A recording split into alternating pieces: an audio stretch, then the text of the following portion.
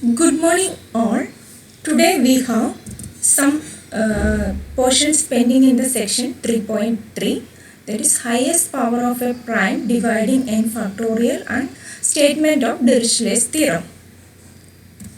So we have a formula for highest power of a prime dividing n factorial, and the formula is the denotation is E.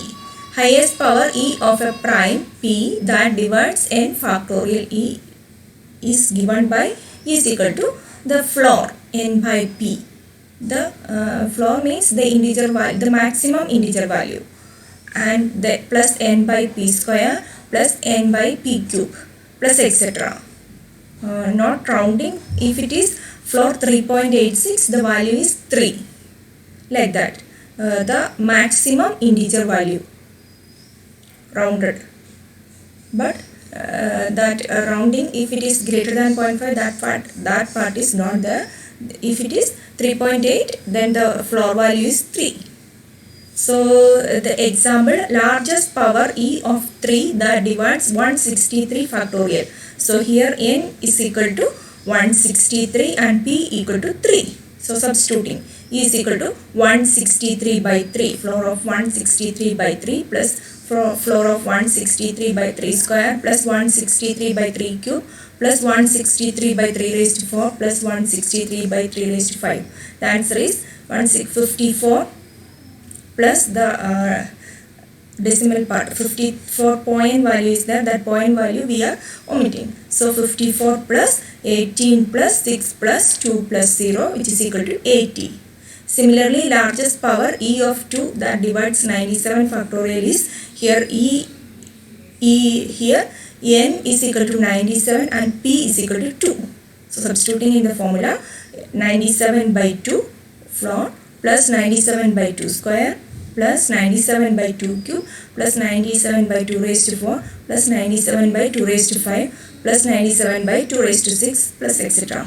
So the answer is 48 plus 24 plus 12 plus 6 plus 3 plus 1, which is equal to 94. Now we have a problem. Find the number of trailing zeros in 609 factorial. So this is how many zeros are there in 609 factorial? That's the problem. So we have by the fundamental theorem of arithmetic, 609 factorial can be factorized as 2 raised to a 5 raised to b into c. What's the importance of 2 and 5? 2 into 5 equal to 10. So 110 is a trailing 10, where a and b are positive integers and c denote the product of prime factors of 609 factorial other than 2 and 5. Since number of multiples of 2 less than 609 is greater than number of multiples of 5 less than 609, so a is greater than b. So we have more multiples of 2 in 609 and then multiples of 5. Each trailing zero in 609 factorial corresponds to a 10 in a factorization and vice versa. And each 10 is a product of a 2 and a 5. That's the importance. So, ഒരു 10ന്റെ multiplication വരുമ്പോൾ ഒരു 0 വരും. ഒരു 10ന്റെ multiplication എന്ന് വെച്ചിട്ടുണ്ടെങ്കിൽ 2 into 5 ആണ്. That's the importance. So number of trailing zeros in 609 factorial is equal to number of products of the form 2 into 5 in a prime factorization of 609 factorial. So we have minimum of a and b, which is equal to b. So we are using the formula for n formulas, the same formula with n equal to 609 and p equal to 5. So number of positive integers less than or equal to 609 and divisible by 5 is equal to 609 by 5, which is equal to 121. Each of them contribute a 5 to the prime factorization of 609 factorial. And number of positive integers less than or equal to 609 and divisible by 5 square, 609 by 25, which is equal to 24. Each of them contributes a 5 to the 5 square.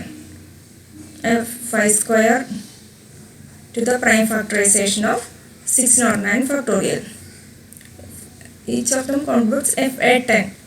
Actually, number of positive integers less than or equal to 609 and divisible by 5 cube is equal to 609 by 125 is equal to 4.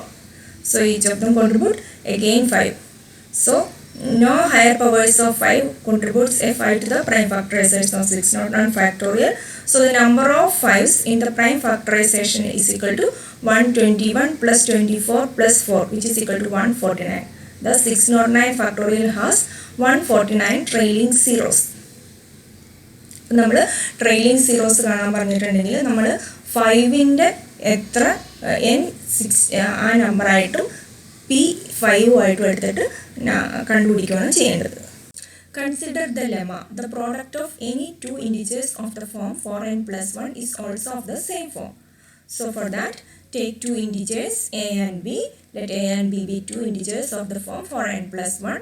Then a is equal to, we can take 4l plus 1 and b is equal to 4k plus 1 for some integers l and k. ഇവിടെ n-ന് പകരം l ഉം k ഉം ആയിട്ട് എടുത്തു. So ab is equal to 4l plus 1 into 4k plus 1, which is equal to 4l into 4k, 16lk, 4l into 1, 4l plus 4k into 1, 4k plus 1 into 1, 1. So which is equal to 4 into 4lk plus l plus k plus 1, which is equal to 4m plus 1, where m is equal to 4lk plus l plus k is an integer. Hence, AB is also in the form 4n plus 1. Now we have the Dirichlet's theorem. If A and B are relatively prime, this statement only you have to study. If A and B are relatively prime, then the arithmetic sequence A plus B, A plus 2B and A plus 3B contains infinitely many primes. So this is Dirichlet's theorem. You have to study only the statement. We have two integers a and b, both are relatively prime. That means their GCD is equal to 1. Then the sequence a plus b, a plus 2b, a plus 3b contains infinitely many primes. Think two numbers 10 and 10. Consider the two numbers 10 and 9. Both are relatively prime. But 10 plus 9, 19 is a prime number. 19 plus 10, 29, again a prime number, etc. So all of them are not in primes, but that contains primes, infinitely many primes. That is the theorem. Now consider the linear Diophantine equation. So yesterday I have taught you the equation with integer coefficients and integral solutions are Diophantine equations. I have given the example as 2x plus 3y equal to 4. Here the coefficients are integers and 2x plus 3y equal to 4 is a line and many integer solutions are there. And x square plus y square is equal to 1. It's a circle, unit circle with center 0, 0 and radius 1. Here the point 1, 0, 0, 1, 0 minus 1, minus 1, 0. 4 points contains, 4 points have the solution integer values. So here the coefficient is integers and this four integer solutions are there. And x square plus y square equal to z square. This is the famous famous Pythagoras relation. So we have the right triangles. All the right triangles with integer solutions are the solutions. Example 3, 4, 5. 3 square plus 4 square is equal to 9 plus 16, 25, which is 5 square. So it's a solution for more than that. 12 square plus 5 square, 144 plus 25 is equal to 169, which is equal to 13 square is a solution. So that type of equation is called Diophantine equation. Now a linear Diophantine equation in two variables x and y is of the form ax plus by is equal to c. Now we have a theorem. The linear Diophantine equation ax plus by equal to c has a solution if and only if d divides c, where d equal to GCD of ab. And if x naught y naught is any particular solution of this equation, then all other solutions are given by x equal to x naught plus b by d into t, y equal to y naught minus a by d into t, where t is an arbitrary integer. Yesterday the statement only given. For the proof, let's take d equal to GCD of AB. So by definition, d divides both a and b. D divides a and d divides b. So we can write a is equal to some dr and b equal to some ds for some integers r and s. So first assume that this is if and only if problem. So assume that the first part, the linear Diophantine equation ax plus by has a solution. So let's assume that the solution is x naught and y naught. So we have x naught, we can substitute in the ax plus by equal to c, this points x naught and y naught. So ax naught plus by naught equal to c. Therefore c can be written as ax naught plus by naught, and a we know that it is dr x naught, b is equal to ds y naught, which is equal to, we can take out the common term d, which is equal to d into rx naught plus sy naught, which implies that d divides c.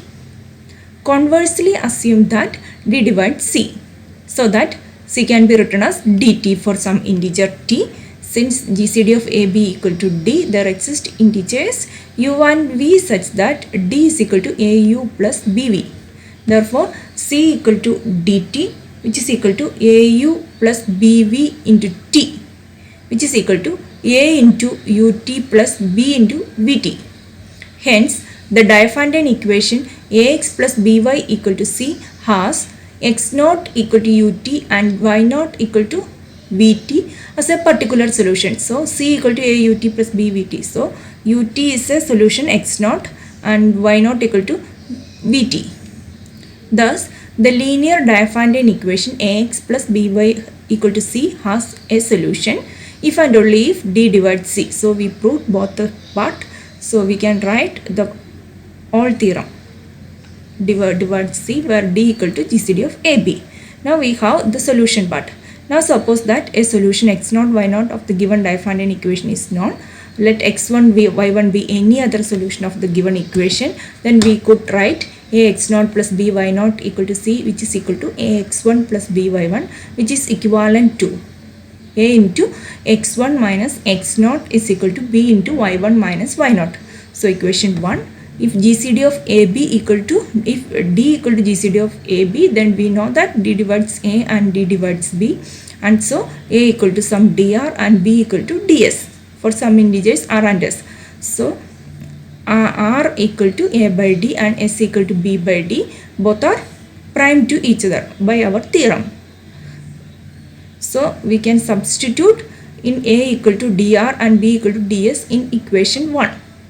And cancelling the common term. So in both sides the common term d will be there. So we can cancel that d. So this is equal to r into x1 minus x naught, which is equal to s into y1 minus y naught, which implies that r divides s into y naught minus y1. And we know that r and s are prime to each other. So GCD of rs equal to 1. So we can tell that by Euclid's theorem r divides y0 minus y1. Therefore y0 minus y1 can be written as some r into t for some integer t. When y0 minus y1 equal to rt, then from equation 2 we get x1 minus x0 equal to some st. Therefore x1 equal to x0 plus st, which is equal to x0 plus b by d into t, and y1 is equal to y0 minus rt, which is equal to y0 minus a by d into t. We can easily show that this satisfies this x1 and y1 satisfies the Diophantine equation regardless the choice of t. That is ax1 plus by1 equal to a into x0 plus b by d into t plus b into y0 minus a by d into t. So this can be written as ax0 plus by0, that next term ab by d minus ab by d term cancels. So this is only x naught plus by naught which is equal to c. Thus there are infinite number of solutions of the given equation, one for each integral value of t.